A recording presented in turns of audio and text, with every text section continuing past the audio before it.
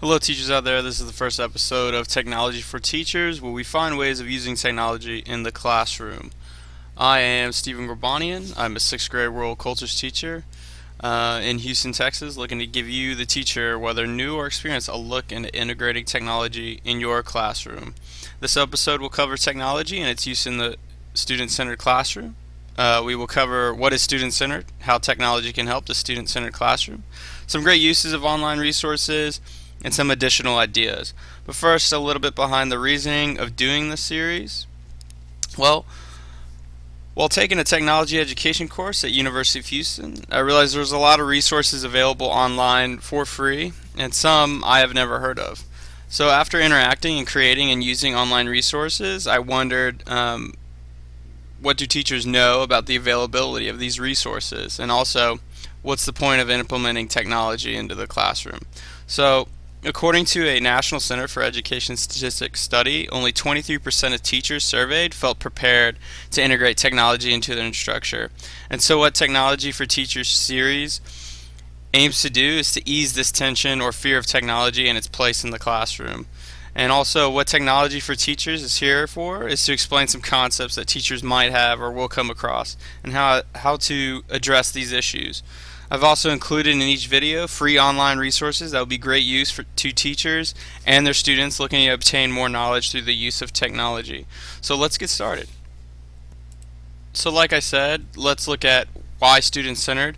Well, according to Carl Rogers, one of the founders of the humanistic approach to psychology and also the founding fathers of psychotherapy research, he found that a person cannot teach another person directly. A person can only facilitate another's learning. So if you're that type of teacher that likes to give materials and likes to facilitate learning, well, your classroom must be a student-centered classroom.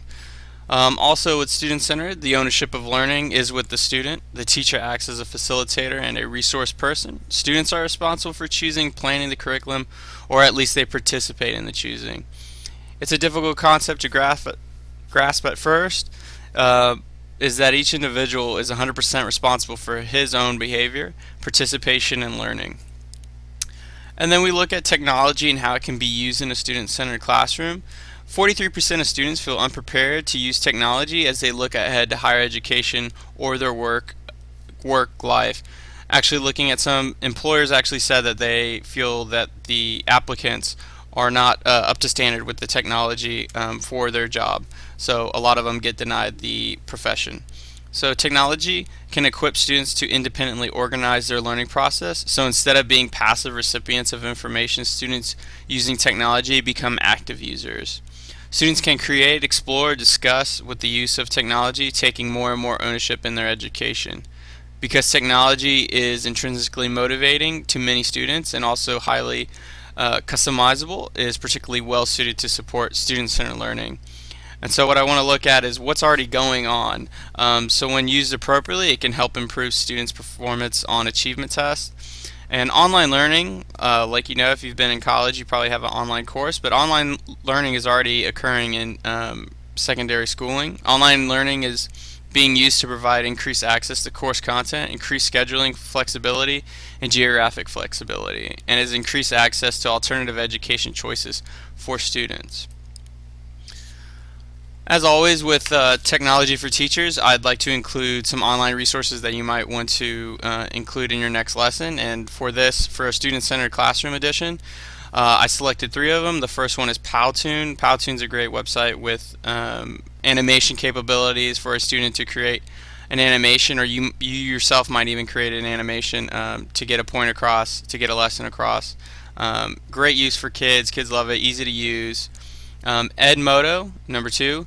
Edmodo, we like to go into discussions on Edmodo, and Edmodo, I like to call it the Facebook of education.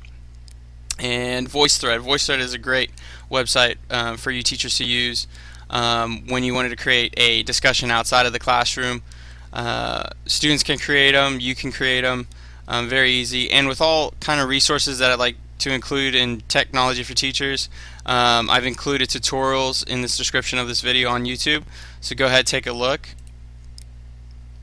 And so more ideas, again, wrapping up this episode: online discussions, taking classroom discussions home, creative outlets for students, Project-based learning, this is where you can use technology to help students create and research and finally produce a product, something that they would love to do, not something that you choose.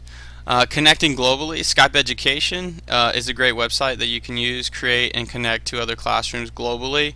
There's some great lessons already created by some teachers, or you yourself and even your students can create a lesson to connect to other classrooms around the globe. On the next episode, in the one-to-one classroom, we look at what does one-to-one mean, the use of one-to-one, and if you're not one-to-one, what can you do? Thank you.